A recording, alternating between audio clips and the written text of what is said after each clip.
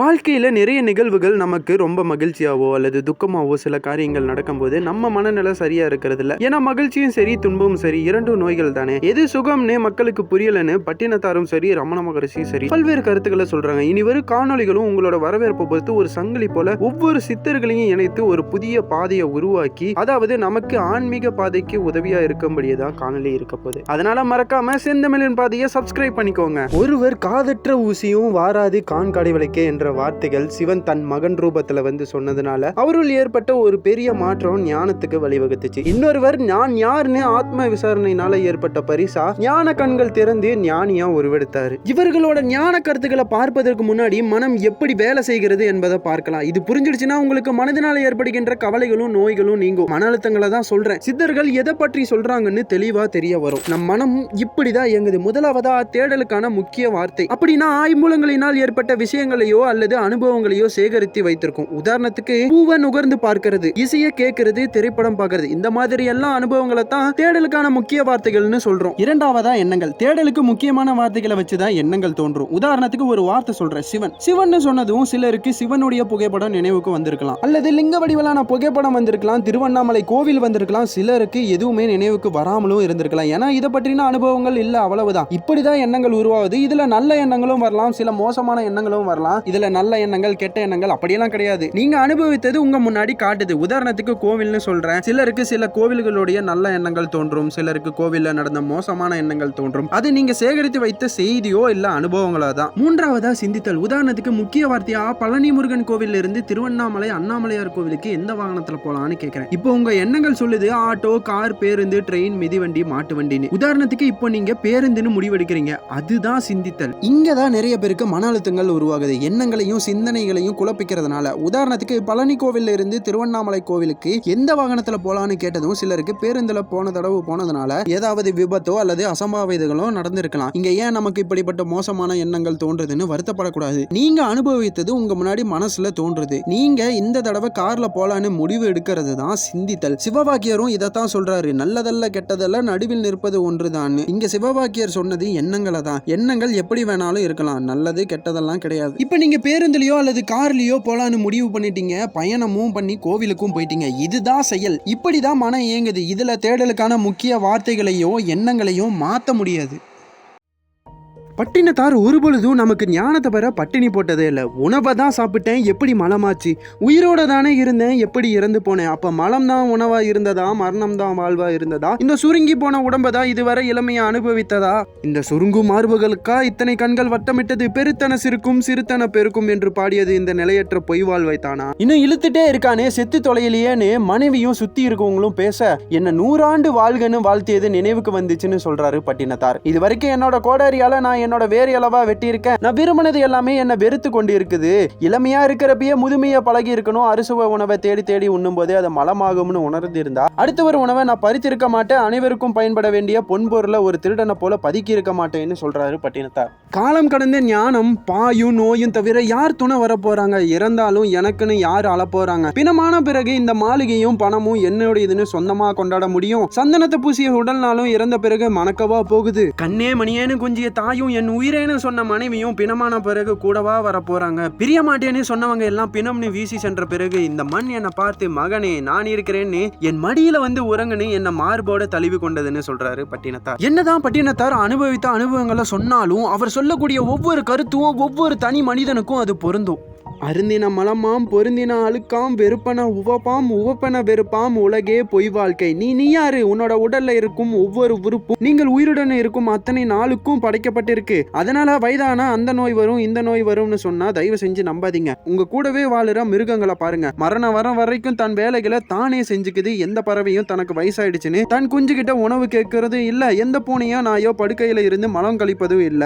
முதுமைங்கிறது இல்ல, நோய்ங்கிறது இல்ல, இயலாமைங்கிறதும் இல்ல. எல்லாமே எல்லாமே உங்க மனசுலயும் நம்பிக்கையிலையும் தான் இருக்குது. சிந்தனையை மாற்றுங்க, ஆரோக்கியமா வாழுங்க. நான் சம்பாதிச்சேன், நான் காப்பாற்றினேன், நான் வீடு கட்டினேன், நான் உதவி செஞ்சேன், நான் உதவி செய்யலனா அவர் என்ன ஆகிறது, நான் பெரியவன், நான் தான் வேலை வாங்கி கொடுத்தேன், நான் மார்த்தட்டி கொள்ளும் மனிதர்களே, நான் தான் இதயத்தை ஏற்கிறேன்னு உங்களால சொல்ல முடியுமா? நான் தான் மூளையை ஏற்கிறேன்னு உங்களால சொல்ல முடியுமா? நான் தான் பூக்களை மலர வைக்கிறேன்னு உங்களால சொல்ல முடியுமா? இவைகளை எல்லாம் எவன் செய்கிறானோ ஏக்குகிறானோ அவன் ஒருவனுக்கு நான் சொல்வதற்கு முழு அதிகாரமும் உரிமையும் உண்டு. அதனால நான் என்ற அகந்தியை விட்டு எல்லார்கிட்டையும் அன்பா இருங்க. சுகம்னா மக்கள் என்ன நினைச்சிட்டு இருக்காங்கன்னு பட்டினத்தார் தன் கருத்துக்களை விவரிக்க ரமண மகரிஷியும் இந்த பக்கம் எது சுகம்னு விளக்குறாரு. சுகம்னா என்னன்னு தெரியாதனாலதான் மக்கள் சுகத்திற்காக பல துறைகள்ல முயற்சிகளை செலுத்திட்டு இருக்காங்க. உண்மையாவே சுகம்ங்கிறது ஆன்மாவோட இயல்பே சுகம் காணுறதுதான். உண்மையிலேயே நாம ஆன்மாதான். நாம ஆன்மாங்கிறத அறியாதனாலையும் தன்னை ஒரு உடலா கருதி இருக்கிறதுனாலையும் மக்கள் இன்னமும் சுகத்தை இழந்தவர்களாகவும் துன்புற்றவர்களாகவும் இருக்காங்கன்னு சொல்றாரு ரமணர். நீயும் சுயநலவாதி, உன்னை சுற்றி இருப்பவர்களும் சுயநலவாதின்னு சொல்றாரு ரமணர். உதாரணத்துக்கு உனக்கு தாய், தந்தை, மகன், மகள், செல்வம், வீடு எல்லாவற்றையும் விட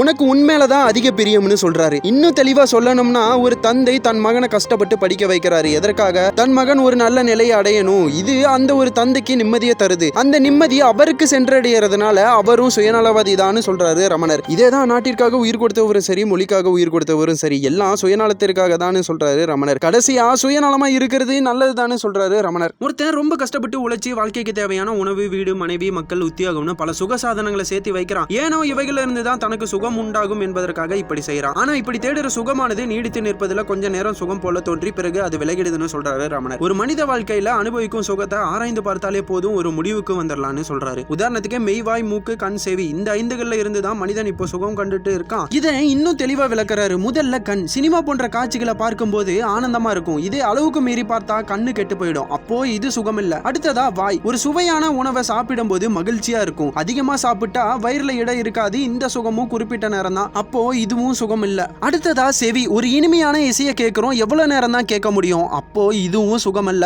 அடுத்து மூக்கு. அதிக நேரம் முகர்ந்தா மூக்குல ரத்தமோ தலைவலியோ வந்துடும். மறுபடியும் தொடர்ந்து நுகர முடியாது. அப்போ இதுவும் சுகம் இல்ல. கடைசியா மெய். ஒரு அழகான பூ தன் மீது படும்போது ஆனந்தமா இருக்கும். பூ வாடி போயிட்டாலோ அந்த உணர்வு பழகிட்டாலோ சுகம் இல்லாம போயிடும். இப்ப நல்லா புரிஞ்சிருக்கும் ஐம்புலங்கள்ல இருந்து வருகின்ற சுகம் உண்மையான சுகம் இல்லைன்னு. தன்மை முன்னிலை படர்க்கை இந்த மூணுலயும் முக்கியமானது தன்மைதான்னு சொல்றாரு. அதாவது தன்மைனா நான்கிற எண்ணம் எழலனா பின்னால் ஏற்படக்கூடிய முன்னிலை படர்க்கை எண்ணங்களும் எழாதுன்னு சொல்றாரு ரமணர். நான் என்ற எண்ணமே தன்மை. இதுதான் மனம். இது எழுந்த பிறகுதான் நீ, அது, அவன், அவள்னு முன்னிலை படர்க்கை எண்ணங்களும் எழுதுன்னு சொல்றாரு. தூக்கத்துல இருக்கிறப்ப நான்கிற தன்மை இல்ல. அதனால முன்னிலை படர்க்கைகளான எண்ணங்களும் இல்ல. அதனால எண்ணங்கள் அற்ற இந்த உலகமும் இல்லைன்னு சொல்றாரு. இன்னும் தெளிவா சொல்லணும்னா இப்ப தூங்கிட்டு இருக்கோம், நான்கிற எண்ணம் அங்க சுத்தமா இருக்காது. அப்போ இருக்கேன் அப்படிங்கிற உணர்வு மட்டும்தான் இருக்கும். அப்போ நான்கிற எண்ணத்தை எல்லாம தடுத்தா மற்ற எல்லா எண்ணங்களும் தடுக்கப்படும். ஒரு மரத்தில் உள்ள நூற்றுக்கணக்கான சிறு கிளைகள், இலைகள் எல்லாம் வெட்டுறதுக்கு பதிலா அவன் மரத்தோட வேற வெட்டினாலே போதும்னு சொல்றாரு ரமணர். இப்போ சிலருக்கு சில கேள்விகள் எழலாம். எண்ணங்கள் ஒழித்தாலே சுகம் கிடைக்கும். அப்ப எண்ணங்களை ஆராய தேவையில்லை தானே, அது வீண் வேலை தானே கேட்டா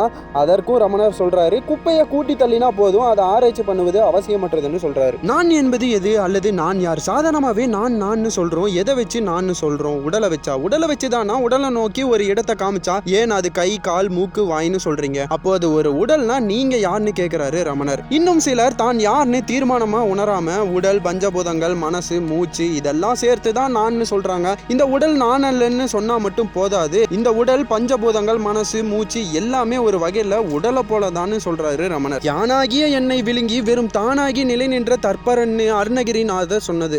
நான் எதெல்லாம் நான் நினைச்சிட்டு இருந்தோனோ அந்த நான் காணாம போயிடுச்சு. நீ வேறியானது, நான் வேறியானது. கடவுள் என்பவர் வேற, நாம வேற. அதனால கடவுளை வெளியில வச்சு கும்பிட்டு இருக்கோம். நாம கடவுளால படைக்கப்பட்டவர்கள். அதனால படைக்கப்பட்டவரை பார்த்து பயப்படணும் இல்ல. அருணகிரிநாதரும் இதை பற்றி பேசியிருக்காங்க. அதை இனி வரும் காணொளிகள்ல பார்ப்போம். நான்கிற தன்மை எண்ணத்திற்கு ஒரு தனியான குணம் இருக்கு. அது எதுன்னு கேள்வி கேட்க அது பதுங்கும். முன்னிலை படர்க்க எண்ணங்கள் மேல நாட்டம் செல்ல செல்ல அது விரியும் குண முடியாது. உதாரணத்துக்கு படம் பார்க்கக்கூடிய திரையரங்குகள ஒரு படத்திரை இருக்கும். நமக்கு பின்னாடி இருந்து ஒரு பெரிய ஒளி திரைக்கு போகும். இப்போ நமக்கு பின்னாடி இருக்கிற ஒளியை முன்னாடி கொண்டு வந்தா திரைப்படம் விரிவடைஞ்சிட்டே போகும். முன்னிலை படர்க்க எண்ணங்களை ஆராயும் போது இப்படிதான் நடக்கும். இப்போ ஒளியை பின்னாடி கொண்டு போனா படமே தெரியாது, வெற்றிடமா இருக்கும். இத நான் என்ற எண்ணத்தை ஆராயும் போது இப்படி நடக்கும்னு சொல்றாரு. இப்படிதான் தன்மை எண்ணத்தை ஒழிச்சு இதர எண்ணங்களை ஒழிக்கும் வழி. அதை ஒழிக்க அதை ஆராய்வது மட்டும்தான் வழி, வேற வழியே இல்லைன்னு சொல்றாரு ரமணர். உண்மையிலேயே நம்ம முடிவில்லாத ஆனந்தத்தை தான் தேடிட்டு இருக்கோம். அப்படி முடிவில்லாத நிலையான ஆனந்தம் நம்ம கிட்டே தான் இருக்கு. அது நம்ம ஆத்ம சொரூபம் தான் சொல்றாரு பகவான் ரமண மகரிஷி. இப்போ ஒரு தப்பு செய்யறவன் ஏன் தப்பே செய்யறான்? அந்த தப்புல இருந்து அவனுக்கு ஏதோ ஒரு சுகம் கிடைக்குது. அப்ப அவனும் சுகத்தை தான் தேடுறான். வெளியில பொருளோ உறவோ கொடுத்து மட்டுமே சுகத்தை அடைய முடியும்னு நினைச்சிட்டு இருந்த அந்த அறியாமையில இருந்து முழுவதுமா விடுதலையும் பெற முடியும். அதற்கு நான் நான் யார் என்னும் ஞான விசாரணை ஒரு சிறந்த வழின்னு சொல்றாரு. கொஞ்சம் யோசிச்சு பார்ப்போம். இப்ப இதே நின்றுச்சுன்னு வச்சுப்போம், அந்த உடலை ஒண்ணு எரிச்சிடுவோம், இல்லைன்னா புதைச்சிடுவோம், இல்லைன்னா அது நாற்றம் வீசிடும். சரி, இது ஒரு பக்கம் இருக்கட்டும். ஒரு பெண் மாசமா இருக்காங்க, வயிற்றுல இருக்கக்கூடிய குழந்தை 5 வாரம் கழித்து தான் இதயமே துடிக்க ஆரம்பிக்கும். இதயம் துடிக்கலன்னா உயிர் இல்லைன்னு தானே அர்த்தம். அப்ப ஏதோ ஒண்ணு இருக்குல்ல, அந்த உடல்ல இருக்கக்கூடிய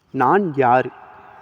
இந்த மாதிரியான சித்தர்களின் தொடர்களை தொடர்ந்து போடலாமா? முக்கியமா ஒவ்வொரு சித்தர்களும் ஞானிகளும் நான்கிறத எந்தெந்த கோணத்துல எப்படி சொல்லியிருக்காங்கன்னு, ரமண மகரிஷியோட நான்கிற ஆத்ம விசாரணையை எப்படி பயிற்சி பண்றதுன்னு அடுத்த காணொலியில போடலாமான்னு கருத்தை தெரிவிங்க. முக்கியமா இந்த வீடியோவை லைக் அண்ட் கமெண்ட் பண்ணுங்க, எனக்கு ஒரு உந்துதலை கொடுக்கும்.